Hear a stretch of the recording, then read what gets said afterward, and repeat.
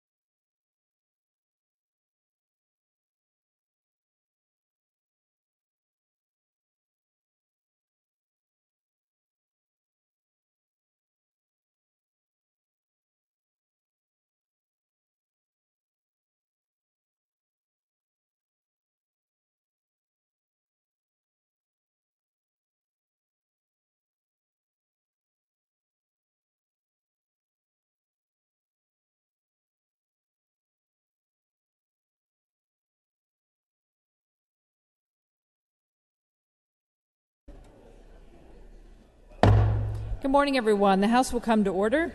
Please stand if you're able for the flag salute. This morning's flag salute will be led by Representative Jeff Barker.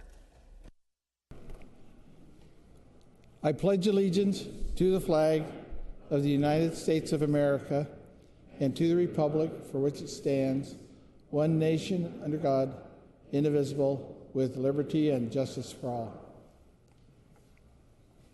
Please remain standing. This morning's opening ceremony will be presented by the Right Reverend Neff Powell from Eugene. He is the guest of Representative Phil Barnhart.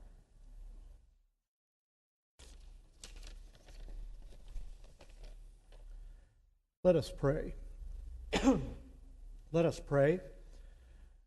O God, the fountain of wisdom, whose will is good and gracious, and whose law is truth, we ask you to bless Oregon with honorable industry and sound learning. Save us from violence, discord, and confusion, from pride and arrogance. Knit us, we pray, into one commonwealth from the multitudes of many peoples and tongues. Having been entrusted with the authority of governing, endue the members of this house with the spirit of wisdom, that they may work together for justice and peace, and for the common welfare of all the people of this great state of Oregon. Amen. Please be seated. Courtesies. Representative Barnhart. Thank you, Madam Speaker. This morning, as a history lesson, I want to talk about wagon trains that came to Oregon in the 1840s and 50s, the development of the Oregon legislature, and then finally the history of a man and woman who have become great friends of mine in the last couple of years. When I wrote to Bishop Powell and asked him for a biography, he wrote me a fairly standard piece about his background and occupation.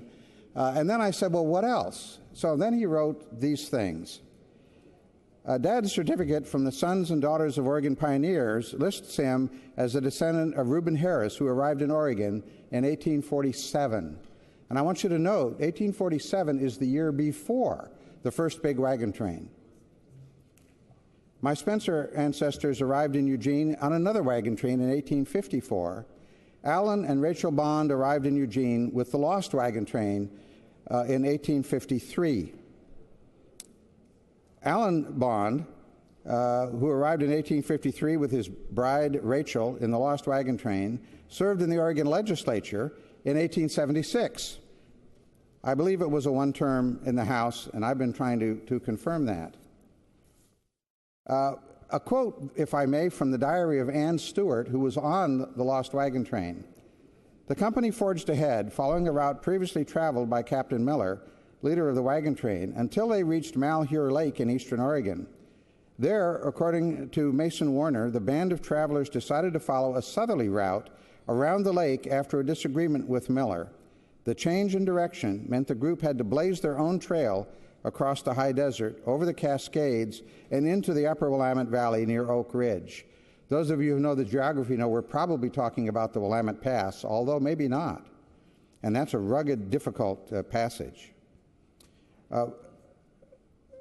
Members of the company were reduced to near starvation wages of rice and nearly inedible meat by the time they reached the end of the trail. By late October 1853, the last of the wagons in the Lost Train had been driven down to Lowell along the Middle Fork of the Willamette River. The river was forded more than 40 times during that final leg of the journey. So that's the exciting piece. The bishop goes on in his second note to me. The Harrises and the Binghams and the Ramseys were all interrelated. Judge Bingham and his law partner, William Ramsey, were founders and first deans of Willamette University Law School, and Horace Ramsey was dean of St. Stephen's Cathedral in Portland. So as you can see, he has a long pedigree here.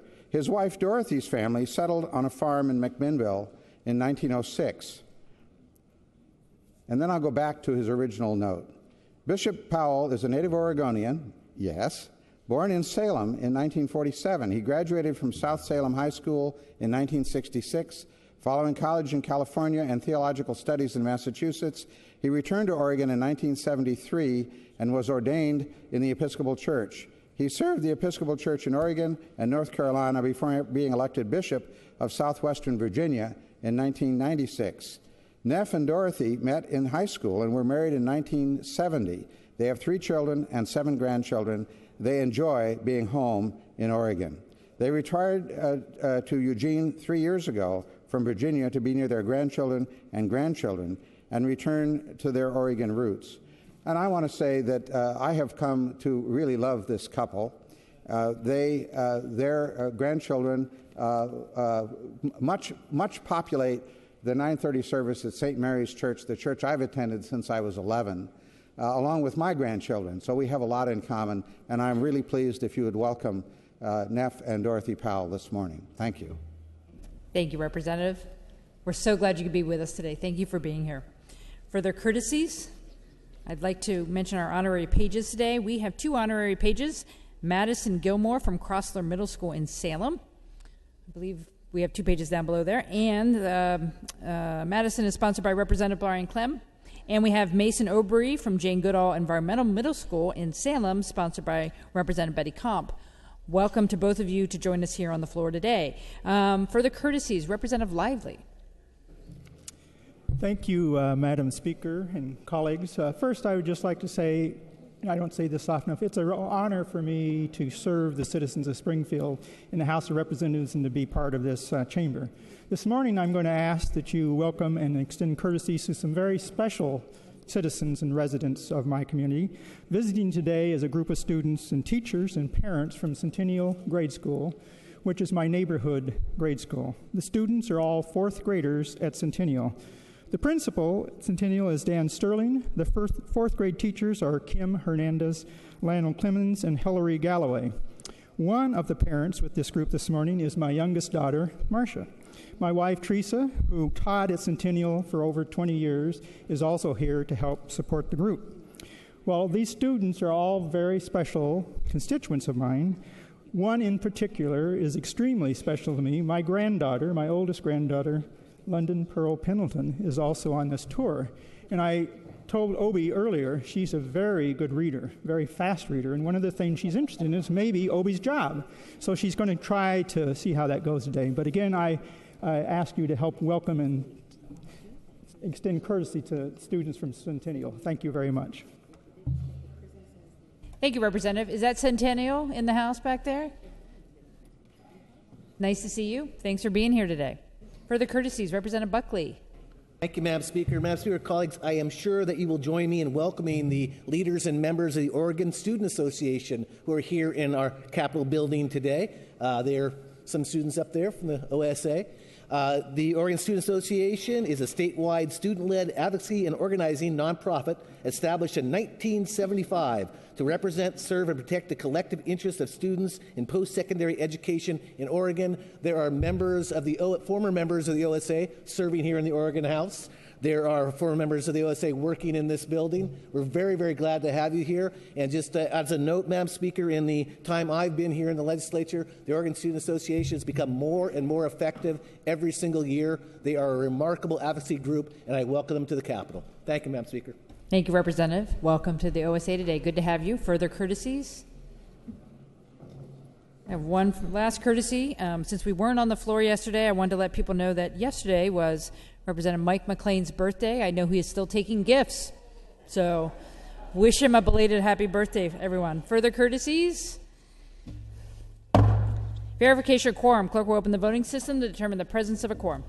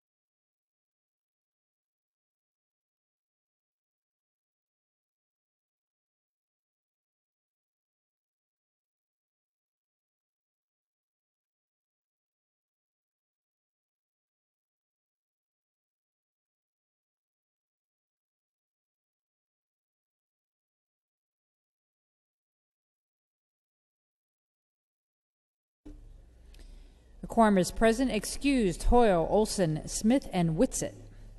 Messages from the Governor. Messages from the Senate. Madam Speaker, I'm directed by the President to inform you the Senate has adopted SCR 202. First reading memorials and resolutions. SCR 202, establishing procedural rules for legislative branch. Standing committee reports. Committee report files number 1 and 2 have been distributed. Special committee reports. Propositions and motions. First reading of House bills. Second reading of House bills.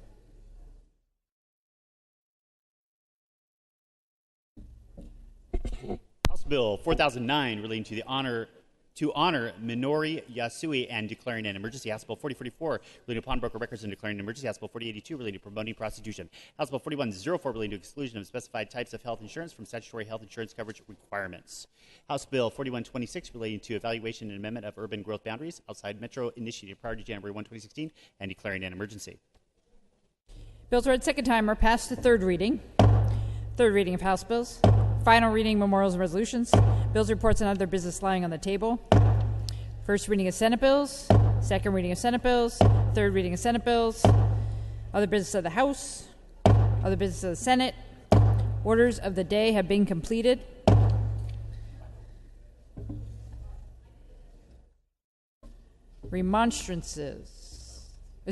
Announcements.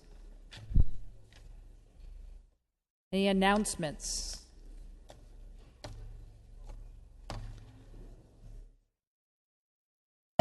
Remonstrances.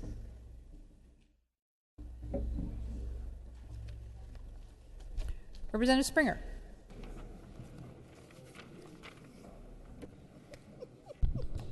She was first in the queue, Representative. My apologies. I didn't look up. Do you want to be first, Representative? Colleagues, thank you, Madam Speaker. Colleagues, I want to read a letter to you addressed to me from Origro Seeds Incorporated. I am writing this letter out of concern for the proposed state of Oregon minimum wage increases. I firmly believe this will have a negative impact on our service industry and especially our agriculture industry. The state of Oregon relies heavily on agriculture and it is an essential base industry that keeps our state economically healthy. Origro Seeds, Inc. relies heavily on exporting grass seed from Oregon to all continents throughout the world. We are able to do this due to high-quality standards that is Oregon's trademark and competitive production capability. Margins earned in the free trade global environment depends on competitive products produced by competitive labor forces that supply Oregon with the needed manpower to plant, maintain, and harvest agricultural products for our domestic and global markets. I hope it's my voice that might be boring and not the letter. If our minimum wage level is mandatorily raised, we could send our grass seed to China, package it into small packages for the retail market, and ship it back at a lower cost than would be possible to package the same seed in Oregon. Higher costs in labor will force Origro Seeds to give up part of its market share in grass seed, legumes, cereal grains, and birdseed. Most likely would stop our birdseed sales in the Pacific Northwest. This would decrease our sales from 50 million pounds annually to approximately 35 million pounds, reduce our number of employees and benefits, and reduce our positive economic impact that we have in the central Willamette Valley. We strongly urge a no vote. Best regards, Don Erb, President. Colleagues, this is just a reminder for me that the decisions I make on this floor have significant consequences to the folks in my district. Thank you. Thank you, Representative. Further remonstrances? Representative Davis? Thank you, Madam Speaker. Happy Wednesday, colleagues, and welcome to all the guests who are with us. I want to just introduce you briefly to something that our federal Congress did at the end of 2015, which was passage of the federal Fixing America's Surface Transportation Act. And I put a floor letter on each of your desks discussing the impact on Oregon of the passage of the FAST Act. This summary was put together by ODOT. They did a very nice job. And while I won't read every word to you, I do want to highlight one program in particular and an opportunity for every state, including the state of Oregon that starts now in 2016. Had I had the chance to discuss in the form of a hearing my transportation bill, I would have done so. I was not given that opportunity despite repeated requests. So I want to come to you directly with a chance to move forward in an incremental way our transportation infrastructure in 2016. This is an area fraught with political battle, and we've been battling this out for well over a year now. I think there's an opportunity for us to have a win this session in a bipartisan way. And it starts with the Federal FAST Act. Our federal partners have moved forward, and they've given us an opportunity. $800 million through the Nationally Significant Freight and Highway Project Program that begins in 2016. And if we as a state do not make an application or a grant in 2016, we lose out on 2016's dollars. And if we wait till mid-2017 to pass a comprehensive transportation package, then we'll likely miss out on 2017's dollars. But $4.5 billion over the next 5 years are made available by the federal government, with $800 million starting this year. But we have to match that money. The match from the feds is up to 60%. That means if we put in $1, the federal government will essentially match dollar for dollar what we put in. And I realize there's not money flowing out of every corner of this building, but there are opportunities in a targeted way to say when the federal government wants to double our money, that's worth going after, and it's worth going after now because we'll lose the opportunity if we don't do it. So I encourage you to work together this session. I've thrown out an idea of using our general fund bonding capacity, which we have more of this session because we didn't move forward with the capital renovation. But there are other ideas out there, and we have an opportunity. Let's take it. Please don't let this piece of the debate fall by the wayside when we can have a win, and we can have a win right now. I'll also put in front of you the fact that we can set ourselves up for a true package in 2017. There are meaningful reforms, audits, and investigations into the transparency of the Department of Transportation and our transportation spending that can take place now and that don't require a tax vote or any other difficult vote. Let's move forward. Thank you, colleagues. Thank you, Representative. Further remonstrances? Representative McLean. Thank you, Madam Speaker. As you know, Madam Speaker, you and I have talked privately quite a bit about the role of this this short session. We've talked publicly with a roomful of our friends from the Associated Press about the role of the short session. We've talked amongst ourselves about the role of the short session. The conservative newspaper in Portland called the Willamette Week, but I say that in jest, said this today, quote, "The short session held for 35 days every other year was designed for balancing the budget and making minor adjustments to state law. But it has grown faster than Mark Zuckerberg's bank balance into a showcase for major policy cooked up fast," end quote. Whether it's a statewide newspaper like the Oregonian, Willamette Week, you can go all across the state. Our newspapers, our communities are all asking the majority party who has control of the chamber of this House, has control of the chamber in the Senate. The governor is a Portland progressive Democrat. You have the ability. You have the power. But what we ask of you is why use it like this? Forbear. The spirit and letter of the law of the Constitution should be obeyed. It has become clear from statements repeatedly from members of the legislature who served in the time when this was referred to the people in 2010, have said the purpose of the session was to do budget adjustments and to address unintended consequences of previously passed legislation. So once again, I rise and plead on behalf of Oregonians from Ontario to Coos Bay, from Portland to Prineville to Paisley, Don't use the gift that you've been given of one party in charge and come with an agenda that is out of the mainstream and designed to serve the interest of a few. Let's simply move bills and address budget and address unintended consequences. You will have full participation by Republicans and rural legislators, and we can come out proving to Oregonians once again that this is a state where balance matters. Thank you, Madam Speaker. Thank you, Representative. Further remonstrances? Representative Bentz.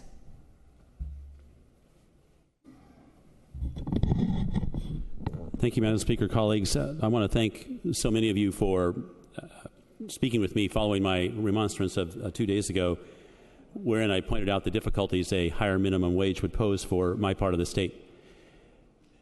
There were some, however, that said there's studies that indicate that if you raise the minimum wage, then there's more money in the community, and thus the problems I was pointing out would disappear. This led me to today's remonstrance, and to explain that in egg communities, the market determines how much we're going to get. We don't get to set the market. Whether it's blueberries or whether it's sugar beets or whether it's potatoes or whether it's onions, those markets are worldwide markets. And we don't get to go in and say, hey, our minimum wage just went up, we're going to raise the price that we're charging. It just simply doesn't work that way. I had a gentleman call me here in the Capitol over the weekend, just from outside of town here. He has a blueberry packing operation, employs 200 to 300 people. And he said, hey, my competition is Chile. My competition is overseas. If you raise the minimum wage, I cannot raise the price of my blueberries. Can't do it. I'll have to give somebody else less, and the somebody else that he will give less to is the person that grows the blueberries. And that's the very person who needs to pay the wage.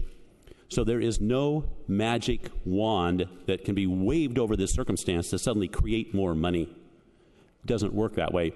And to explain this with more clarity, and unfortunately way too close to where I live, we were successful in attracting a corporation called Fry Foods, Inc. to the Treasure Valley. They actually were already across the river in Idaho. And miracle of miracles, we were able to attract them over into Ontario, where they hope, we hope, to ultimately employ 320 people. This would be one of the most astounding economic positives for my area that's occurred in the 38 years I've been there. The last time something this good happened was actually when they cited the prison near Ontario 20 years ago.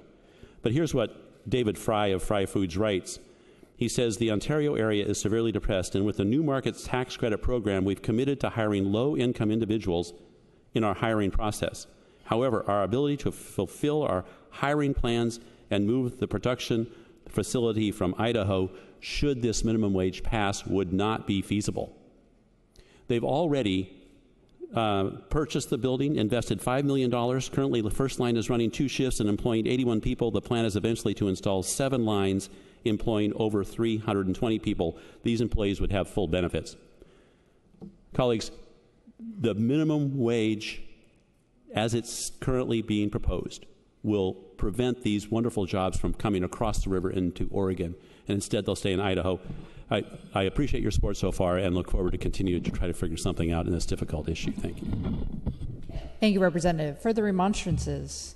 Representative Johnson. Madam Speaker, would we be able to return to announcements just briefly? I missed it first time around. Representative Johnson requests return to announcements just briefly. Are there any objections? Seeing none, so ordered. Thank you, Madam Speaker. Colleagues, with the confirmation that there will be no floor session tonight, I just wanted to make sure you're all invited to the 3rd annual Gorgeous Night Out that'll be happening over here at Mission Mill at 5:30 to 7:30. This is the 3rd year we've had this. It's hosted by myself, Representative Huffman, and Senator Thompson, and we just try to bring all of our best and brightest and most enjoyable people and industries down here so you can see what makes the gorge tick.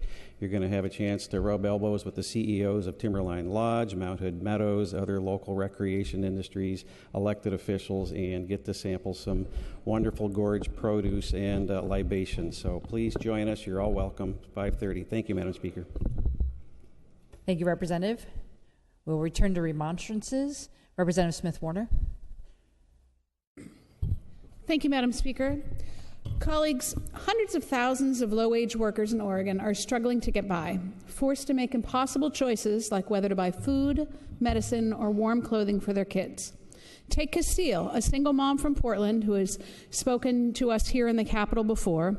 Cecile has worked at the Portland airport for 8 years, but she still makes minimum wage and is struggling every month to pay her rent, which has gone up 3 times in the last 2 years. She testified, "If we raise the minimum wage, I would be able to take home more money each paycheck, money I could use to pay my rent on time and save for my children's education. Most importantly, I would feel like I was treated with respect for the work that I do." Colleagues, the clock is ticking. We have 33 days left to pass a minimum wage increase before we are required to adjourn this session. I hope we have a chance to take action on the minimum wage for this fundamental reason. Nobody should be working full-time and still living in poverty, like so many Oregonians are today. Thank you, Madam Speaker. Thank you, Representative. Further remonstrances? Representative Widener. Thank you, Madam Speaker. Colleagues, I'd like to inspire each one of us on this issue to be deeper thinkers and think about that which is seen and what is not seen. In the Department of Economy, an act, a habit, an institution, even a law gives birth not only to an effect, but a series of effects. Of these effects, the first only is immediate. It manifests itself simultaneously with its cause. It is seen. The others unfold in succession. They are not seen. It is well for us if the effects are foreseen, though. Between a good and a bad economist, this constitutes the whole difference. The one, the bad economist, takes account for the visible effect. The other, the true economist, takes account both of the effects which are seen and also those which it is necessary to foresee. Now, this difference is enormous, for it almost always happens that when the immediate consequence is favorable, the ultimate consequences are fatal. Hence, it follows that the bad economist pursues a small present good, which will be followed by a great evil to come, while the true economist pursues a great good to come at the risk of a small and present evil. This explains the fatally grievous condition of mankind, ignorance. Ignorance surrounds its cradled, and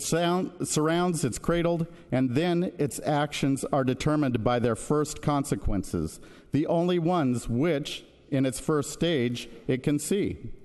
It is only in the long run that mankind learns to take account of the other consequences.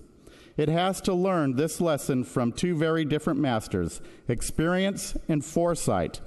Experience teaches effectually, but brutally. It makes us acquainted with all the effects of an action by causing us to feel them. And we cannot fail to finish by knowing that fire burns. If we have burned ourselves, we learn. For this rough teacher, I would like, if possible, to substitute for a more gentle one. This would be foresight, because we know of the burn. As lawmakers, it is our responsibility, our duty to our hardworking constituents to consider the ultimate unseen consequences of an increased minimum wage. Fortunately, we are not shooting in the dark. We have the luxury of using markets experience as foresight as our teacher. And colleagues, if I had more time, I would share Seattle and what's happened there with their 700 job losses, while the surrounding area has increased their job gains in the food industry by 5,800. Thank you. Thank you, Representative. For the remonstrances, Representative McEwen. Thank you so much, Madam Speaker. Colleagues, on January 19th, the Eagle 3, a Port Orford-based commercial crabbing vessel, was hit by a sneaker wave as it was returning to port in Coos Bay after setting its crab pots. The season has been delayed this year. Normally the season opens on December 1st, but because of some natural occurring domoic acid issues, it was delayed. So our crabbers are very invested in getting out quickly and trying to recoup that 6 weeks that they lost. So they were out during rough seas. as a result, a fatal and heartbreaking accident occurred. There were 4 crew members aboard the Eagle 3 that morning, and to date, the captain of the vessel, Glenn Burko of Port Orford, is the only survivor. The body of Blaine Steinmetz, also of Port Orford, was found on the jetty later in the morning, and the search for the other 2 missing fishermen has been called off. Josh Paulus of North Bend was one of the crew members, and Danny Matlock of Port Orford was the second crew member that is still missing at this time. 1 week later, which is incredibly unusual, in pursuit of picking up the pots that the Eagle 3 had left in the ocean, it resulted in the capsizing of the Sarah Joe, which was also launched out of Charleston. The Sarah Joe lost power as it attempted to reach very heavy waves and capsized, resulting in the death of Raimundo Cardoso, a fisherman from Winchester Bay, just up the coast from Coos Bay. Cardozo was survived by crewmates David Shalong of North Bend and David Williams of Cottonwood, California. Coos Bay and all the cities along the coast have weathered the realities of these disasters since the time the community was founded. And we take that into stride. It's part of where we are and who we are. But that does not diminish the impact felt each time a tragedy such as this strikes our small, tight-knit communities, particularly in these extraordinary circumstances where we've lost 2 vessels in the period of 7 days. Our towns are small and our connections to one another are strong. Port Orford, Charleston, and Winchester Bay, and every town affected by these losses are in shock and grief, and stand together to acknowledge the risks and realities that are faced every day by those in our communities who rely on the ocean every single day and its unpredictable nature to provide for their livelihoods. This is an incredibly unusual set of circumstances, colleagues. On Memorial Day this year, each year, we have what's called the Blessing of the Fleet. And it's a time when people gather around the Fisherman's Memorial in my community and acknowledge the losses that have occurred. The names of these men will go on the Fisherman's Memorial down in Charleston, and they will be acknowledged, and flowers will be taken out to sea and dispersed in their honor and in the honor of all of the fishermen whose lives that we cherish and honor from the 100 years that these have been occurring. And Madam Speaker, I think it would be appropriate, if, with your permission this morning, to take just a moment of silence to acknowledge the fishermen that we lost this last month in Coos Bay. Thank you, Representative. Colleagues, if you would stand a moment, take a moment to think about the families and the members of the Eagle 3 and Sarah Joe who were lost at sea and affected. A moment of silence, please.